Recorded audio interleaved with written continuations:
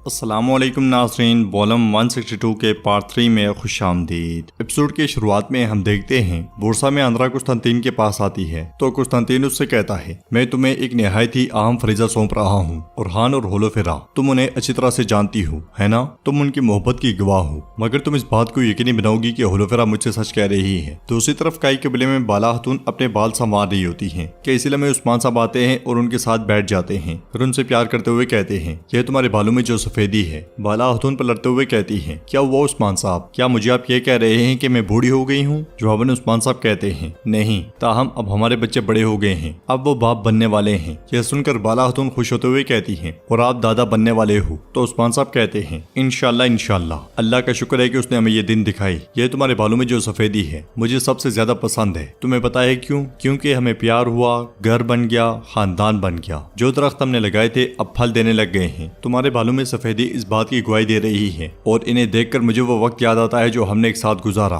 ये कहते साथ ही उस्मान साहब बाला खातून को गले लगा लेते हैं। नाज़रीन, इसके बाद हम सुबह के वक्त देखते हैं गोंचा अपने खेमे में बिस्तर ठीक कर रही होती है कि इसलिए में अलाउद्दीन वहाँ पे आता है और गोंचा से कहता है, तुम क्या कर रही हो? छोड़ो इसे, अब से ये मैं करूंगा। वो गोंचा को पीछे करके बिस्तर ठीक करने लग जाता है। गोंचा उससे कहती है, एक छोटा सा काम करने से क्या होगा अलाउद्दीन? तो अलाउद्दीन उससे कहता है, नहीं ऐसा नहीं होगा। अब मैं तुम्हें जिस काम से मना करूंगा उन्हें अपने ज़हन में रख लो। अब से तुम कोई तरबियत नहीं करोगी, घुड़सवारी भी नहीं करोगी और बोझ तो बिल्कुल नहीं उठाना। यह सुनकर गोंचा हंसते हुए कहती है, अलाउद्दीन हम कबीले में रहते हैं, इतने काम के दौरान में सिर्फ बेकार खड़ी रहूंगी क्या? अलाउद्दीन कहता है, हाँ तुम ऐसा ही करोगी, तुम मुझ पर ऐसे ही मुस्कुराओगी और बाकी मैं हल कर लूंगा। यह कहते साथ ही अलाउद्दीन उससे प्यार करता है और फिर पूछता है, रात को जो बाबा ने कहा क्या तुमने उसके बारे में सोचा? अब मैं टैक्स लेने के लिए सरहदी बाजार जाऊंगा, क्या तुम मेरे साथ आओगी? तो गोंचा कहती है, काफी अरसा हो गया है, क्या तुम्हें लगता है कि मेरे बाबा का दिल नरम हो गया है? यह सुनकर अलाउद्दीन कहता है, यहाँ तक कि अगर नहीं हुआ तो ये तब होगा जब वो अपने नवासे के बारे में सुनेंगे। तो गोंचा कहती है, ठीक है, लेकिन इस बार मैं आखिरी मर्तबा जाऊंगी। मैं औलाद होने की हैसियत से अपना फर्ज अदा करूंगी। उधर मरकजी खेमे में उस्मान साहब जाने की तैयारी कर रहे होते हैं। बाला खातून उनसे कहती हैं, उलझाए कुत्ते की रस्सी पालियो रोगोस ने पकड़ रखी थी। ये दावत एक खेल होगा उस्मान, लेकिन कैसा खेल? मुझे ये अच्छा महसूस नहीं हो रहा उस्मान। तो उस्मान साहब कहते हैं, हम रस्सी पकड़ने वाले मालिक को भी उलझाए की तरफ भेज देंगे। इसलिए में सिपाही हसन वहां आता है और खत देते हुए कहता है, हुजूर तो गए अल्प की तरफ से खबर है। खबर पढ़ने के बाद उस्मान साहब कहते हैं, कुस्तंतीन ने बोर्सा के लोगों को तलवार के घाट उतार दिया। उसने उन सबको मार दिया जिन्होंने जंगी टैक्सों पर एतराज किया। तो गाय का कहना है कि मासूमों की चीखें आसमान तक पहुंच रही हैं। बाला खातून गुस्से से कहती हैं, उसे अपने लोगों पर भी रहम नहीं आता?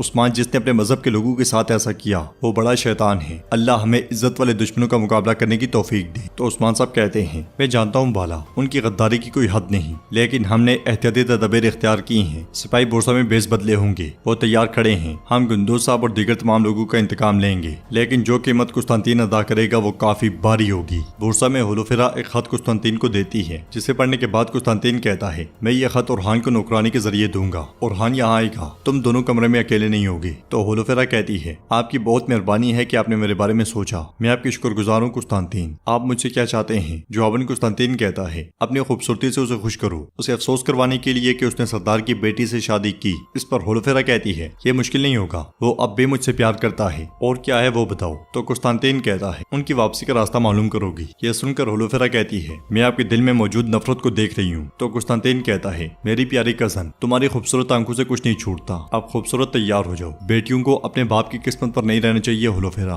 तुम मुझे धोखा मत देना, मेरा एतमाद मत तोड़ना, वरना इस कमरे से तुम दोनों की लाशें निकलेंगी। यह सुनकर होलोफेरा परेशान हो जाती है। उधर अलाउद्दीन गोंचा और सिपाहियों के साथ सरहदी बाजार में दाखिल होता है। लोग पुरजोश अंदाज में उन्हें खुशामदीद कहते हैं। अलाउद्दीन भी सीने पर हाथ रखकर उनका शुक्रिया अदा करता है। उनके करीब पहुंचने पर मेहमद कहता है, ओ काई वाले, हमारे बाजार में खुशामदीद। गोंजा तुम? तो अलाउद्दीन कहता है, मेहमद साहब परेशानियां पैदा मत करें। ये कहते साथ ही वो घोड़े से उतर जाता है। मेहमद उससे कहता है, तुम यहाँ क्यों हो? टैक्स जमा करने के लिए? जवाबन अलाउद्दीन आगे बढ़ते हुए कहता है, मैंने सुना है कि आपने टैक्स तैयार कर लिया है, शुक्रिया, लेकिन हम सिर्फ उसके लिए नहीं आए। मेहमद आगे बढ़ते हुए पूछता है, और किस लिए आए हो? तो गोंचा कहती है, इतने वक्त के बाद इस तरह बात करोगे? अलाउद्दीन कहता है, हम याकूब साहब से मिलने आए हैं, हमारे रास्ते से हटो। ये कहते साथ ही अलाउद्दीन आगे बढ़ता है तो मेहमद उसका हाथ पकड़ लेता है और कहता है, मेरे बाबा के पास तुमसे बात करने को कुछ नहीं है और वो तुम्हें देखना भी नहीं चाहती। अलाउद्दीन अपना हाथ छुड़वाते हुए कहता है, एक तरफ हटो मेहमद, अगर मैं उनसे बात करना चाहता हूँ तो करके जाऊंगा। मेरी खातून उनसे कुछ कहना चाहती है, लगता है तुम भूल गए हो, मैं तुम्हें याद दिलाता हूँ, ये सरहदी बाजार मेरा है, जान लो। ये सुनकर मेहमद जैसे ही आगे बढ़ता है तो क्योमास कहता है, हुजूर ने कहा ही नहीं आने दो। ये सुनते साथ ही अलाउद्दीन गोंचा के साथ आगे बढ़ता है। बोर्सा के बाजार में उस्मान साहब के जांबाज बेस बदल कर हर तरफ फैले होते हैं। तुरान बोझ उठाए आगे बढ़ रहा होता है। तैमूर बोगा भिखारी बना होता है। जेर कुतई पादरी बना होता है। करते करते वो एक दूसरे के आमने सामने पहुंचते हैं। जेर कुतई आहिस्तगी से कहता है, हर कोई अपनी आंखें खुली रखे। अगर किसी ने उस्मान साहब के खिलाफ जाल बिछाने की कोशिश की तो हम फौरी तौर पर मुदाखलत करेंगे। ये कहने के बाद वो जैसे ही आगे बढ़ता है तो बोरसा में उस्मान साहब से मिलने वाला भिखारी उसके सामने आ गिरता है और जेर कुतई से कहता है, अजीज प्यारे बाबा, मुझे भी जन्नत में ले चलें। बराए मेहरबानी में आपसे भीख मांग रहा हूँ। तो जेर कुतई उसे कहता है, यसु मसीह तुमको बरकत दे। मेरे गरीब बच्चे, जन्नत में जाने के लिए पहले तुम्हें मरना होगा। यह सुनते साथ ही भिखारी खंजर निकालकर उसकी जानिब बढ़ा देता है। तो जेर कुतई सोचते हुए कहता है, तौबा तौबा अस्तगफिरुल्लाह। फिर उससे कहता है, दुनिया में सबसे पहले खुदावंद को तलाश करो, फिर तुम्हें जन्नत मिल जाएगी। भिखारी पूछता है,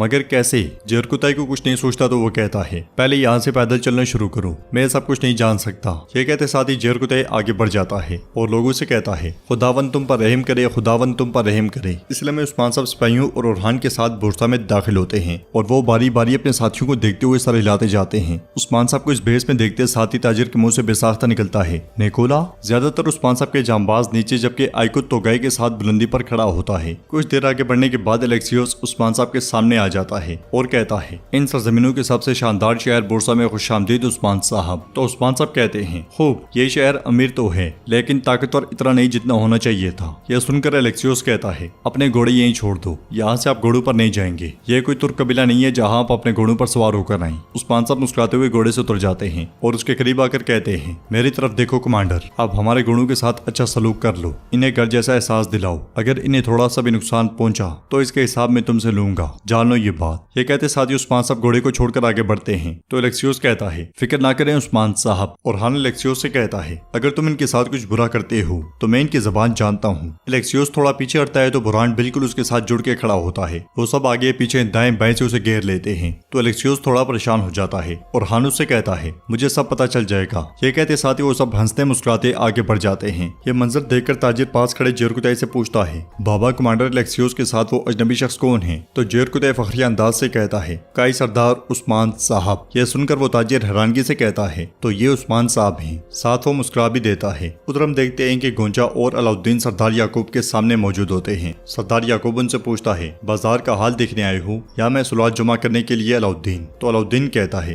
अगर आप बाजार के बारे में पूछ रहे हैं तो हम यहाँ फरीजे के लिए आए हैं, और अगर आप ये जानना चाहते हैं कि हम आपसे क्यों मिलना चाहते थे तो इसलिए क्योंकि आप मेरी खातून के वालिद हैं और हम आपकी इज्जत करते हैं। यह सुनकर सरदार याकूब कहता है, बाप, हाँ, वक्त के साथ जो तकलीफ बर्दाश्त की उसे भूल जाऊंगा क्या ये समझा? नहीं, मैं भूला नहीं हूँ। कोताहिया में लोग अब भी एक दूसरे से कहते हैं कि मेरी बेटी दुश्मन के साथ भाग गई। मुझे अपनी बातों से मत थकाओ, सफर महफूज हो, चलो जाओ। यह सुनकर गोंचा कहती है, लोग पीछे बातें करते हैं इसलिए आप मुझे माफ नहीं कर रहे क्या, या वाकई आप मुझे माफ नहीं करना चाहते? तो सरदार याकूब कहता है, आप कोई फर्क नहीं पड़ता। मेहमद में सुलात देकर काइयों को रवाना करो। मेहमद आगे बढ़ने लगता है तो गोंचा उसे रोक देती है और बच्चे का जूता निकालकर आगे बढ़ती है। फिर सरदार याकूब से कहती है, आपका एक नवासा या नवासी होने वाली है, ठीक है, इससे आपको कोई फर्क नहीं पड़ता। मगर गोंचा और जूते को देखते साथ ही सरदार याकूब को सीने में तकलीफ महसूस होती है। फिर भी वो कहता है, नहीं, मेरी कोई बेटी ही नहीं कि मेरा कोई नवासा हो। यह सुनकर गोंचा रोते हुए बच्चे का जूता उनकी टांग पर रख देती है और कहती है, ठीक है, फिर यह आखिरी बार है कि मैं आई हूँ बाबा, मैंने बतौर बेटी अपना फर्ज अदा किया। ये कहते साथ ही गोंचा पलटते हुए अलाउद्दीन को पकड़ लेती है और जाने से पहले अलाउद्दीन कहता है, हमें आपने इस दरवाजे से 2 बार खाली हाथ लौटा दिया याकूब बे। हमने कहा कि मुसलमानों के कुछ हकूक होते हैं, हम इसलिए आ गए, लेकिन ये खत्म हो गया है याकूब बे, सलामत रहें। ये कहते साथ ही अलाउद्दीन गोंचा के साथ खेमे से निकल आता है और महसूलात लेकर रवाना हो जाता है। उन्हें इस तरह से जाता हुआ देखकर मेहमद भी सोच में पड़ जाता है और साथ में गमगीन भी दिखाई देता है। खेमे के अंदर सरदार याकूब बच्चे के जूते को चूमता है और वो भी काफी तकलीफ में दिखाई देता है। तो नाज़रीन, इसके साथ ही एपिसोड भी इख्तिताम पजीर होती है। अगर आपको ये वीडियो पसंद आए तो वीडियो को लाइक करें, चैनल को सब्सक्राइब करें और बेल आइकन पर लाजमी से क्लिक कर दें। इंशाल्लाह मिलते हैं नेक्स्ट वीडियो में, तब तक के लिए रखें अपना और अपनों का बहुत ज्यादा ख्याल। अल्लाह निगहबान।